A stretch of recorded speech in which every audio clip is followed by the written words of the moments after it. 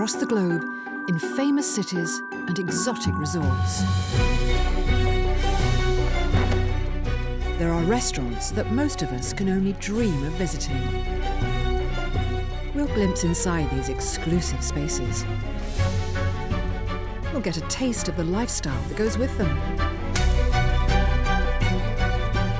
And we'll meet the men and women who have made them what they are.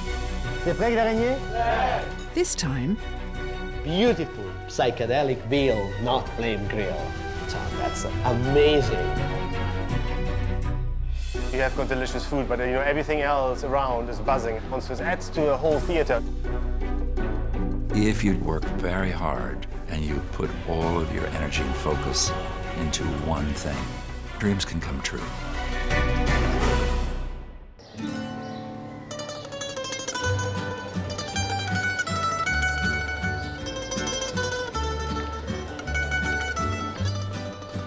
You can't get much more Italian than Modena in northern Italy. It's the birthplace of Pavarotti, home to balsamic vinegar, tortellini pasta, and also some of the most famous supercars in the world. The city is nestled in the Emilia-Romagna region, famous for its culinary tradition. But in the tiny back streets of the old town is a 3 Michelin-starred restaurant that is challenging the way Nonna used to cook. If you are passionate about something, you can transfer the emotion because you can feel it, you live it. With as much oomph and style as a supercar. This is Osteria Francescana.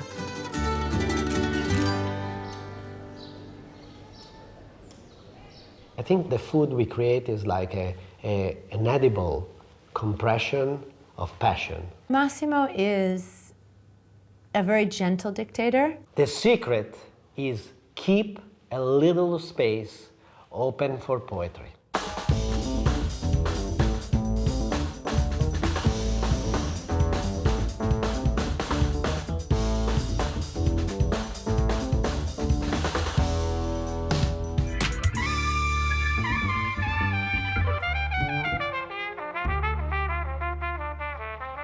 My perfect dining experience, I just want it to be unique. I want it to give me something to think about. I want it to be delicious and soulful and thoughtful, beautiful, creative, something that shows me a side of food I've never seen before. Chef Massimo Bottura was raised on the traditional regional dishes that were cooked in his family kitchen. Is that, you see? Little pasta filled with pork and veal. So this is the dish that I grew up with.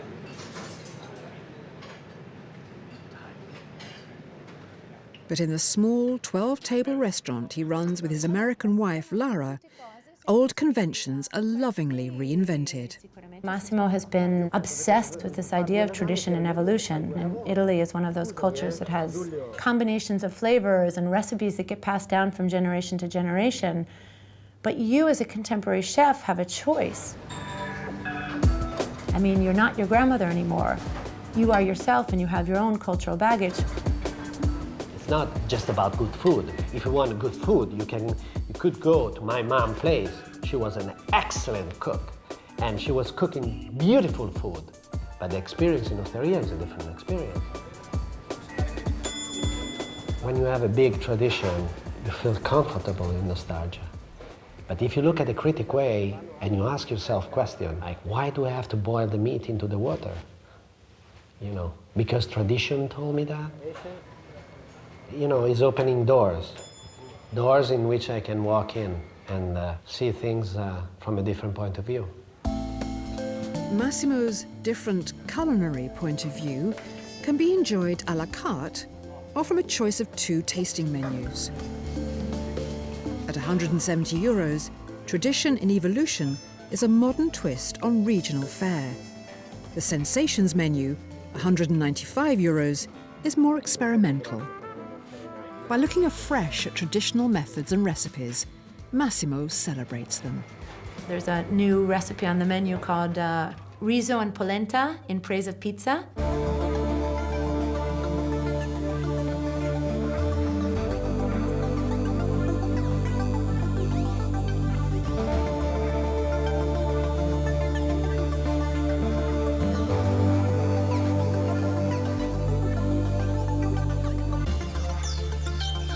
This dish combines risotto and polenta from northern Italy with pizza and tomatoes from the south. In a country with distinctive regional cuisine, Massimo is challenging perception and history. As fun and ironic as the plate is, and as beautiful and flavorful it is, there's also some deep thought going on there. And I think Massimo is really asking you to put your preconceptions of the Italian kitchen aside and look at it from another point of view. It's like a surfer that is on the wave. You know, I feel like that, you know. I never look at my past. I know where is my past. It's there. It's back there. And I know where I come from. Exactly. But my mind is always on. It's always to the next, and the next, and the next. It is taking things that people think they know and love and don't want to change, and changing them. It is change that's been embraced with evangelical zeal by the rest of the kitchen staff. Our goal is to feed people's minds, take people on a different kind of journey, and help them see things from a different angle.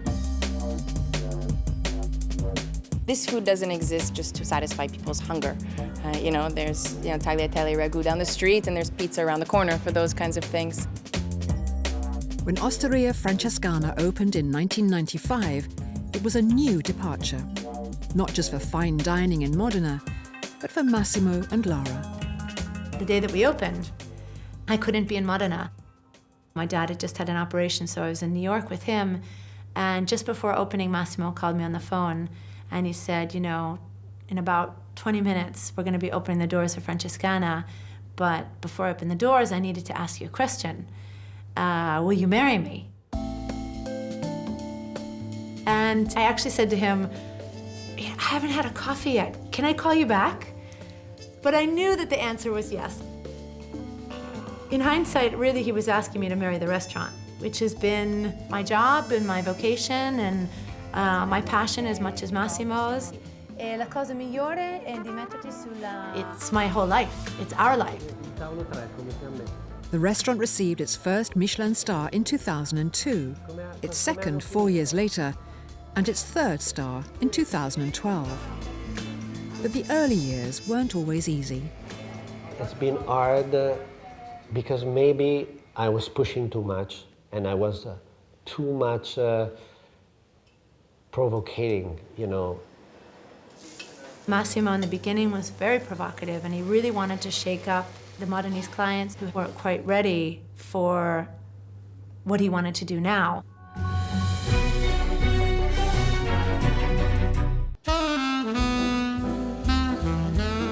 Osteria Francescana in Italy boasts 3 Michelin stars and an avant-garde approach.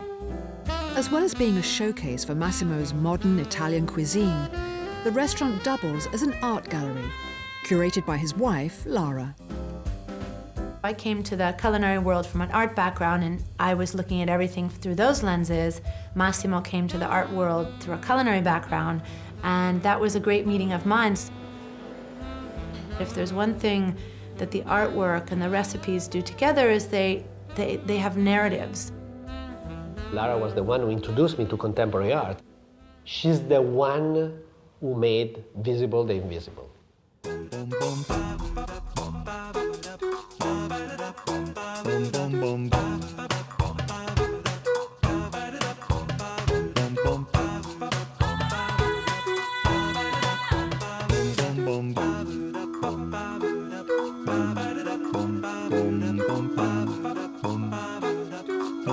This multicoloured dish is an homage to one of the UK's most successful artists. So Massimo read an article that Damien Hirst had hung one of his spin paintings in a fast food location in London. You know, Damien Hirst is one of my favorite artists. It's amazing. The title of the Hirst painting was something like beautiful psychedelic gherkin, pickles, shooting tomato all over your face, flame grilled. And this was so exciting to him. Fast food, fast painting, slow painting. What am I going to do with that? What Massimo did became one of the most popular dishes on the menu. Beautiful, psychedelic, spin-painted veal, not flame grilled. It was a great success. I'm gonna keep the meat here. I'm gonna put the red there. Not only was it flavorful and delicious, and the meat was cooked sous vide, so very slow cooking as opposed to the fast food restaurant. It wasn't grilled. So there were all these layers of meaning and metaphor playing on that idea, but there was also this sort of ode to Damien Hirst. There's been a long debate around high-end restaurants as to whether they are art or food. In the sense that good art should reflect the world around us, I think they are on the level of high craftsmanship. What they're really doing is processing ingredients in a new way, and you think about them again. So the very best restaurants will present those flavours in a way that thrill and excite you.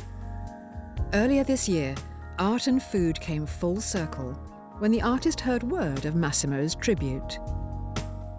Massimo received an email early 2015 saying, Damien Hirst would like to lend you, for your restaurant, a spin painting. You rename the title, you retitled the sound. So this beautiful spin painting was renamed like as beautiful sonic disco of love and hate at the gate of hell painting with wicked pools of glorious color and the beautiful psychedelic veal, not flame grill. So that's amazing. Massimo's enthusiasm embraces all of his staff, in the kitchen and front of house. I have Lara, I have 2 kids, but my family is the whole team. And we live this restaurant as it was a family. You know, these guys are part of the creative process because I always ask them to bring their culture, to bring their knowledge and express themselves. Massimo understands the way that we think, each and every one of us. He understands our strengths and our weaknesses, and he works with them. We are a group of people that believe in this project. The passion becomes your life, because take 24 hours a day, your mind focus on what are you doing. Front of house, staff include identical twins, Andrea and Luca. Lara and Massimo, they are taking us as a family. You are actually part of the restaurant. You are part of this dream, because this is our dream. In the restaurant, we are about 35, and guests are between 25 and 30. So we definitely more employer than guest, but it's very important because we have to give them the best experience possible in Italian style. With top-end restaurants around the world, I think it's the people within have a desire to do great things and to do something amazing that's going to be memorable for the guest. It is a team effort. At the end of the day, it's about culture, and it's about knowing collectively and for every individual what is good and what is bad, and how you're going to get this experience to be fantastic. The team is everything in a restaurant like this. Dishwasher, the guy who's with a great smile is opening the door and say, welcome, or goodbye. You know, that's very important. And if everyone is alert and knows that, the whole team is getting so strong. My favorite memories from this place are, you know, the guys after dinner playing soccer in the rain, or massive water fights that we've had. Just us really living as, you know, a family, brothers and sisters, and we have been able to find a way to work and live at the same time. We've really found harmony for the two.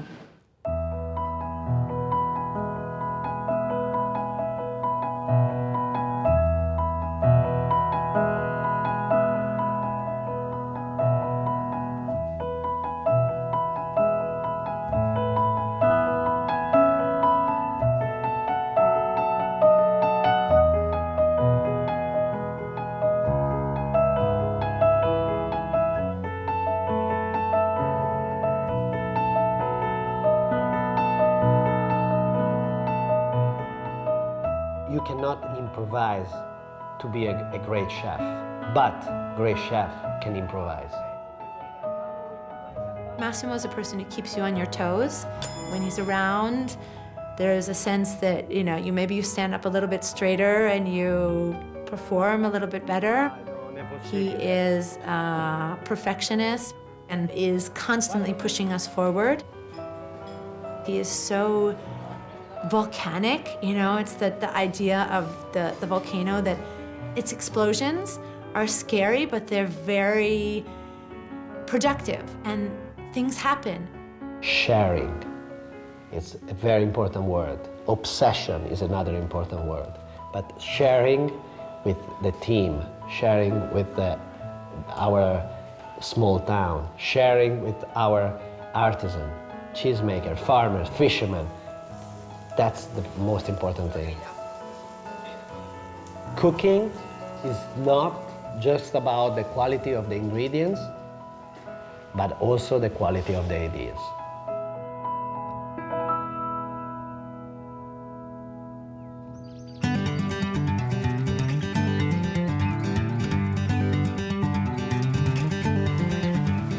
In the American state of Virginia, in the foothills of the Blue Ridge Mountains,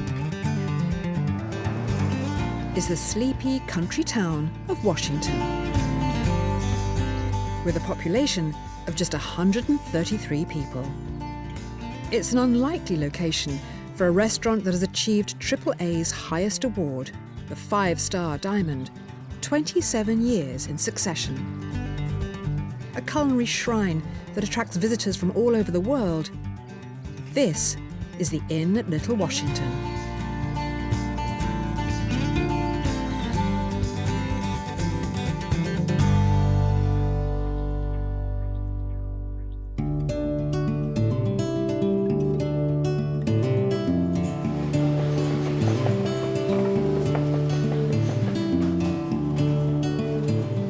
If you just sort of let yourself dream and you work very hard and you put all of your energy and focus into one thing and you sacrifice the rest of your life, dreams can come true.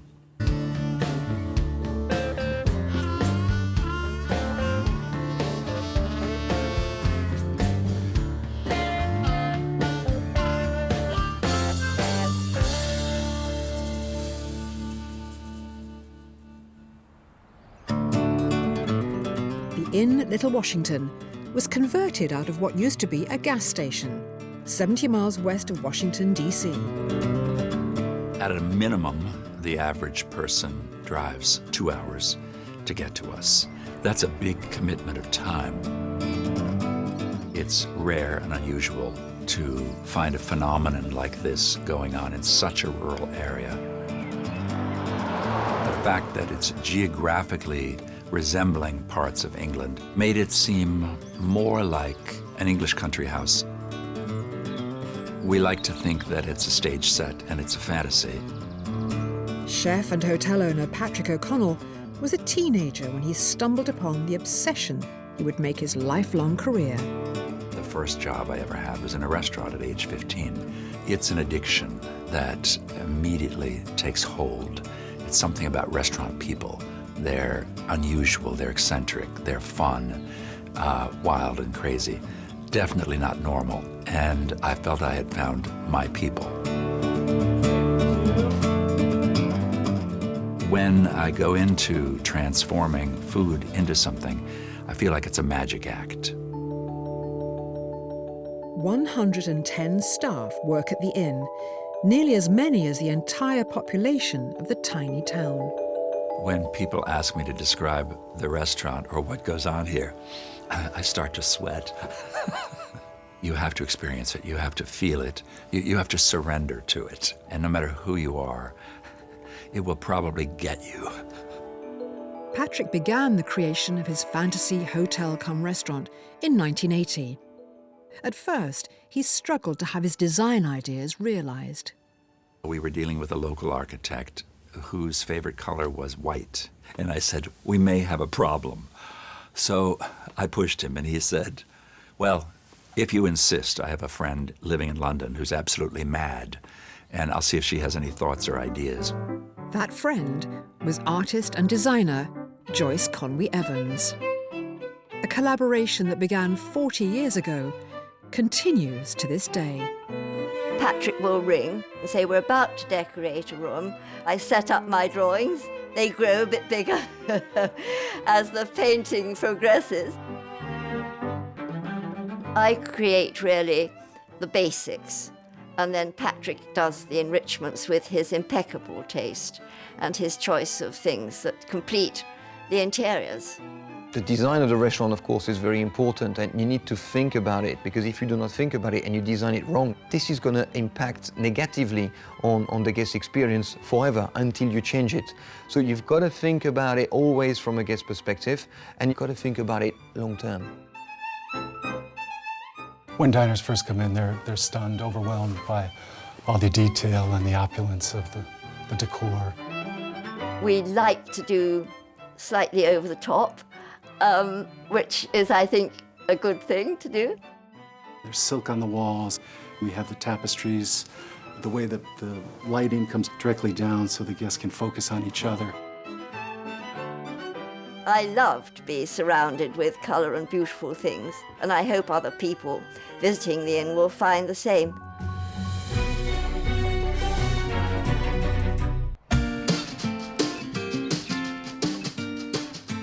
The 5-star Diamond Inn at Little Washington in Virginia is open for dinner only 5 nights a week. Here, the guest's experience begins before they even step out of their cars. The valets are, of course, the first impression of the inn, so we always want them to be at attention and smiling at everybody as they come. We dress them in seersuckers for the summertime, and in the wintertime we have tweeds, so we're trying to create a sense of place. They're a wonderful, wonderful addition. Patrick O'Connell, as well as all of the dining room managers, are very attentive, and they're always constantly pushing us to do our best. You don't really realize until you're in this kind of environment how going just the small extra mile really makes the largest difference in somebody's stay. Just getting the door every time, or just being there for somebody, being friendly conversation when you're getting them out of the car, it really is what makes the experience special for our guests. Service can really differentiate a place. You have to get inside the guest's head. You have to intuit what they're looking for, and you have to imagine their expectations. And then you have to adapt to the signals that they're giving you. Great service is about attention to detail that you give to the guest in terms of what they want and when they want it. For example, somebody is looking up. They're looking up for a reason. Maybe they want the bill, maybe they want more wine. So it's understanding what they want and just being there at the right time for them, just at that very moment. So we call all of our guests behind the scenes humans. I just always say, how many humans are on that table, or how many humans are we serving tonight? One day a boy in the kitchen said, Chef, I mean, if they're humans, what are we? And I said, you idiot, we're superhumans. There is an amazing ballet that goes on in the dining room every night, and the restaurant dining room really needs to be set up so that that can happen smoothly and fluidly without the diners even noticing. The best service is the service that you don't even realize is there.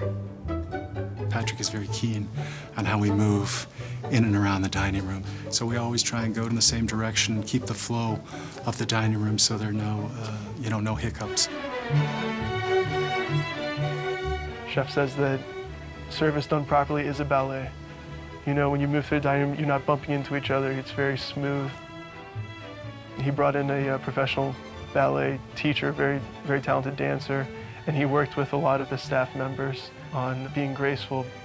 Chef likes to say that when you're watching a ballet, nothing seems out of place until someone does something wrong, and then you really notice it.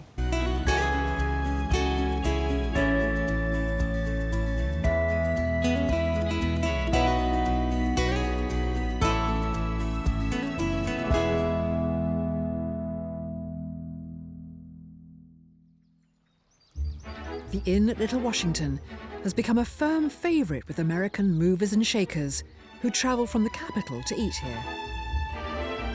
We get a lot of politicians because we're in proximity to Washington, D.C., and we get our share of the glamour quotient.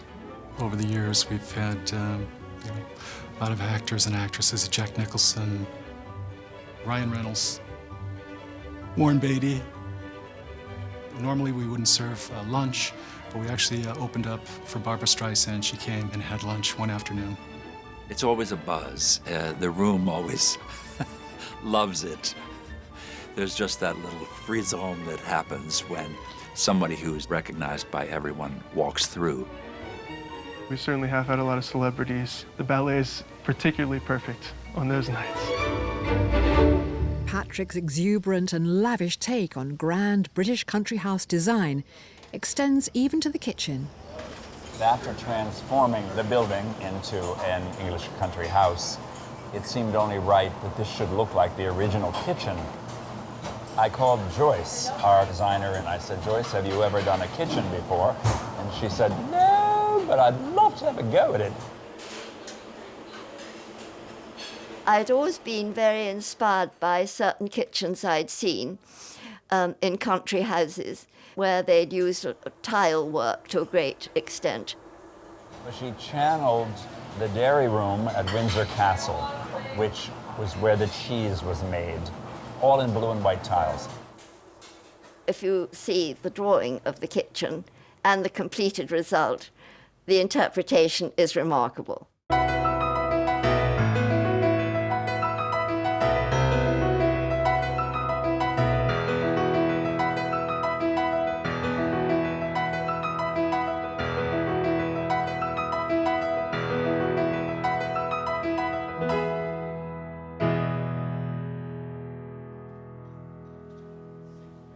The kitchen might be inspired by 19th century British royals, but the food that comes out of it is pioneering American cuisine. Tasting menus start at $178 a head. For a small premium, there's a chef's table. Here, the self-taught king of modern American cookery calls on an even higher power to welcome his guests. Robert Mondavi, the famous California winemaker, once referred to me as the Pope of American cuisine. So we decided to have a little fun with that and have a formal arrival ceremony for each guest with an acolyte, a little incense. We take our work very seriously, but not ourselves. Welcome, so nice to have you here. We started it tongue-in-cheek and not knowing how the guests might respond. And they find it so moving. There's nothing better than having the entire crew stop what they're doing and welcome them, greet them into our space. Just costs us a couple of minutes and a little coordination, and we can give them an experience that they can't get anywhere else. Whether chef's table or main dining room, meals end with another unique experience. Guests are offered their final course from the restaurant's very own cow. So this is Farah, the cheese cart. She's modeled after a Blue Ribbon Award-winning cow from Iowa State Fair. Part of what Patrick does is inject humor into the service. Every night a cheese cart is an option for dessert. It has anywhere from 14 to 25 cheeses on it from all over the world. The guest reaction is they all love it. It's over the top, it's whimsical, and they all laugh. It's all about the show and the theater. All the heads turn in the restaurant. Everyone asks them a question. Did that just move? Is that a cow? What's on the cow? Every time the cow moves or moves, it's laughter. We like to have fun here. We have fine dining with a little bit of soul.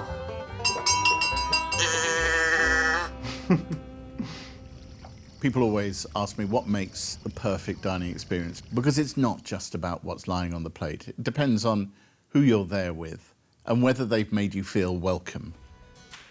From the kitchen to all the waiters, you have to feel they want you to be there and they want you to have a good time. The chef has removed the stuffiness from fine dining. He wants you to feel as though you've just stepped into his home for a dinner party. And so chef says, sit back, relax, enjoy yourself. You're our guests, have some fun. Despite many years topping best restaurant lists, Patrick and his team take nothing for granted. We're all looking critically at our work. I think that's been an essential component to our success. We are our worst critics, and it's never good enough, and it's never going to be good enough. I still think of humans as potentially dangerous creatures, but if they're chewing, you're usually safe in their presence. I still will look out in the dining room each night, and if someone's not chewing, I worry.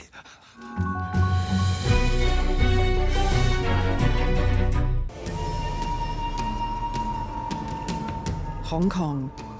This buzzing city off the south coast of China is home to an eclectic mix of cultures.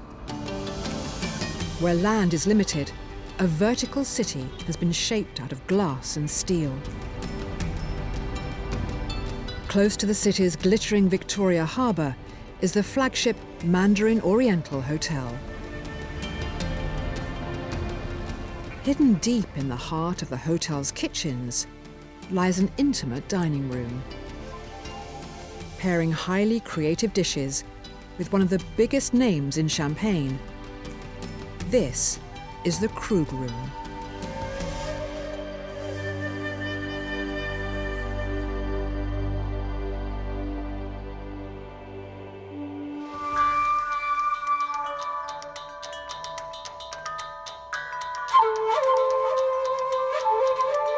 The restaurant's secluded location means it's not a place a guest might stumble upon by chance.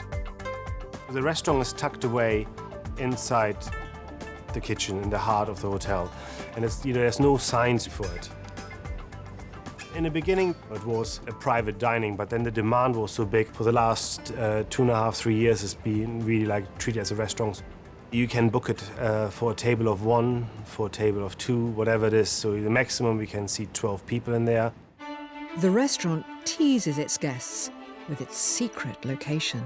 The only thing what you know when you make a booking for the restaurant is that you meet in the Mandarin Grill and Bar for a glass of champagne. Diners are collected from the bar and escorted behind the scenes through doors normally closed off to the public. I lead the guests through this door. It's a very special place because it's hiding and a secret place in the hotel. En route, guests get to savour some of the hotel's other idiosyncratic delights. This chandelier is 3 tons. This is very, very heavy. Next will be the Culinary bar. So here you can see the decorations is still maintained very old English pub. And we have very big collections of the whiskey in Hong Kong. Appetites whetted, guests are close to their destination. Then I will lead the diners to go through the door, go to the very exclusive place. So this is the Krug Room door. Here we go. This is the restaurant. This is the place.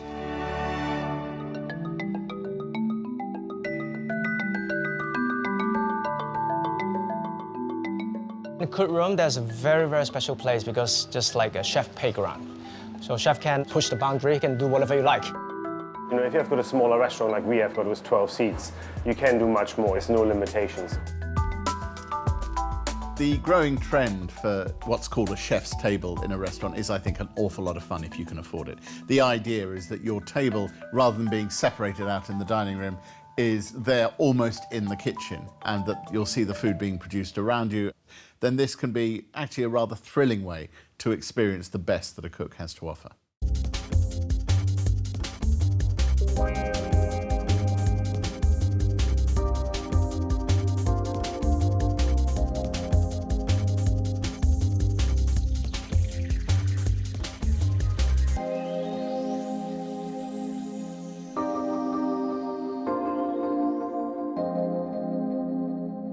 Thank you, welcome, good evening. It's not just a normal meal. We want to create the environment and the theater. The design here, you can look at this everywhere. It will look like a train carriage. The Generally here you can see like ice dropping down, and this is like an ice bucket. Welcome. Thank you. There's a lot of different diners around here because a lot of local celebrity, businessmen and young people and some elder people. There's all different classes of people who come in here. German-born executive chef Uwe Opasensky has been catering for Krug Room guests since 2007. Hong Kong is such a busy city, so I think for me I'll try to take people away from that for 2.5 hours where they don't think about whatever they do in their private life and just enjoy the company they're with and the conversation which comes out of food. During their dinner, guests have a front row seat on all the action. The windows are basically directly into our main kitchen. You've got like 30, 40 cooks in here rushing around, so it adds to a whole theater. And you sit in this restaurant in a very nice, calm environment. You don't hear much noise. You drink your glass of champagne, and you have got delicious food. But everything else around is buzzing and happening because it's an active kitchen. There are no limits to how a great dining experience can unfold, and the story that the chef and the restaurant wants to tell you when you're there. These days, it can be one small table where you're eating with other people, where you're sharing that experience, where you have to sit next to strangers, interacting very closely with the chef themselves. They are a way for the restaurant to execute their vision. Every night we have like 8 to 12 courses menu, depends on how Uwe want to make it specials. Depends on the seasons, depends on the market, what they have it. So very special dining. The focus is on the food and not on the show. That's for me is very important. I mean, first of all, is the ingredient, and then the question what we have got for us as a team is how we deliver these ingredients in an interesting, different way which represents us. Chef Uwe works alongside head sommelier Ken Wong. The pair have the challenge of crafting menus that work in combination with just one particular brand of champagne. We are the only place in Hong Kong to offer this unique champagne pairing. And we have the best selection of the Krug champagne. And even some of those is not available in the public market. And I think the complexity of the champagne can really go well with some different type of food. Champagne is just very easy for tasting menus, because it constantly refreshes your palates. It gets you ready for the next bite. You discover another layer of the champagne, of the food, so it's actually perfect. There's no limitations. I like to interacting with my guests and share my knowledge, so they can enjoy the best cuisine and also experience something they never tried that before.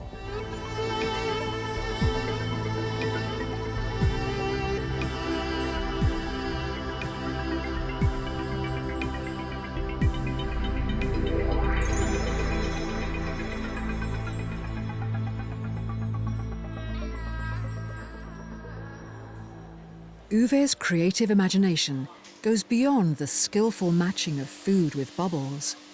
In this kitchen, dishes are served in unexpected ways and in unexpected forms. We look always at different vessels in different way to represent it more. Like, if you serve seafood, you serve it in a shell or on coral. We try to make shapes of different things which look like something else. We make stones out of scallops.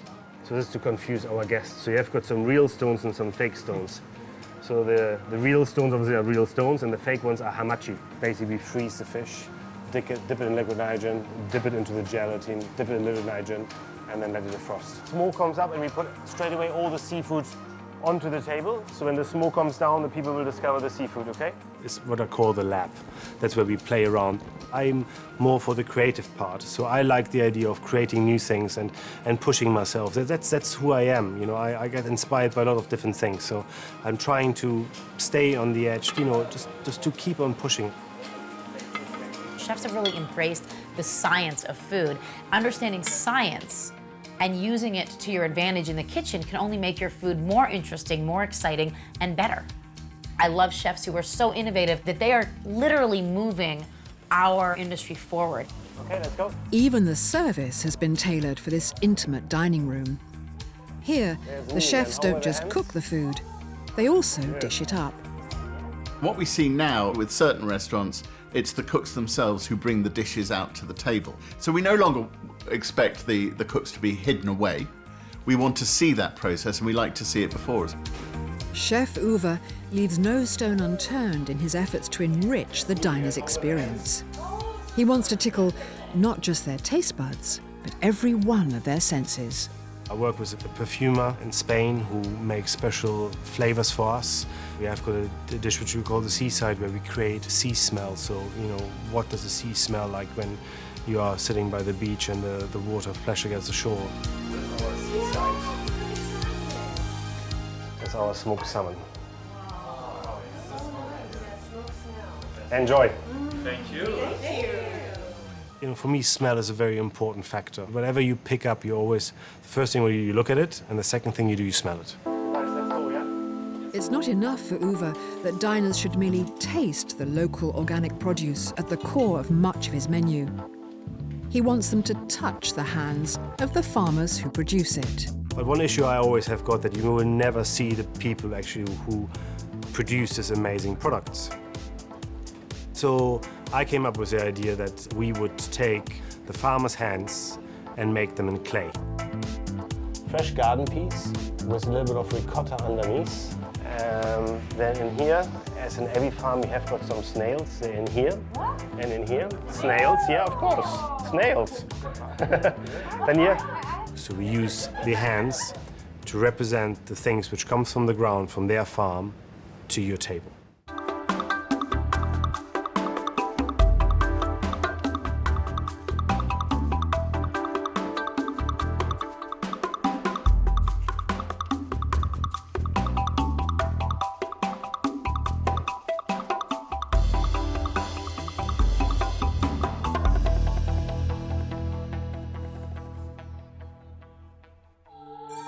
Dishes with this level of artistry can take many months to refine. So inevitably, dining here does come at a price. So the price will be stuck at the $350 US. Yes, it's not cheap, but we offer the high standard of service. So we expect that the guests will have the same level expectations. I think they are highly demanded, and of course they are spending a lot. You have to know the food ingredients, where it's from, and maybe you have to know about the vitamins as well. So they have a very high expectation for every single details. But sometimes guests' expectations are turned completely upside down. So now it's cheese and ham.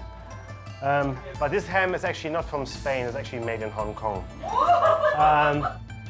Our pastry chef came up with the idea of doing a ham, which is not really ham, which is an ice cream. We talked about the flavors first, and then we made a mold out of it. And then so we have got now this beautiful Iberico ham. It's a very special breed. Whole ham is ice cream, vanilla and strawberry, so which I'm going to carve now for you. It looks like ham. It looks like ham. Pork as pudding, farmers' hands for bowls, fish disguised as pebbles, and that's only the beginning. I think there's still lots of ideas bubbling around in my head, so there's no end in sight, really. What I wish for is that, you know, they walk away and say it was the best dinner they ever had, the most memorable dining experience, the best food they ever tasted. So this is the last thing from us tonight. I hope you have enjoyed. So this is our spring and summer garden. And as long as you can combine the product with a fun experience around it, then that's a success. Perfection we will never achieve, but we have to go towards it.